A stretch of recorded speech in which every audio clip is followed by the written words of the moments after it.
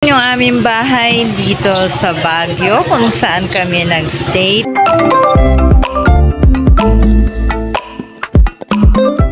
So yan, Gayahan portion. Yan. Saan sa kwarto? Yan. Hello. Sa amin pong magiging bahay-bahayan.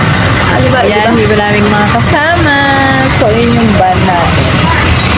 So, ito yung aming magiging house. Hello friendly people! For today's video, ito nga pala yung way kung saan kami ay pababa na dito sa amin pong pag-i-stay na transient house. So, papasok na po kami ng time na to at yung amin pong sinasakyan na van ay naghahanap lang ng pagpaparkan.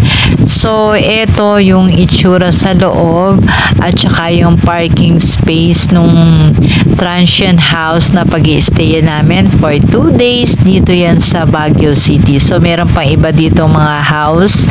Tapos ito yung papasok dun sa amin pong magiging bahay dito sa Baguio City. So ayan, lakad pa tayo and welcome dito sa bahay. So dito merong kitchen, tapos ito naman yung papunta sa room, tapos meron dalawang 2 bedrooms dito at ito pa yung ibang bedroom. So bago yan, kami muna ay kakain ng breakfast.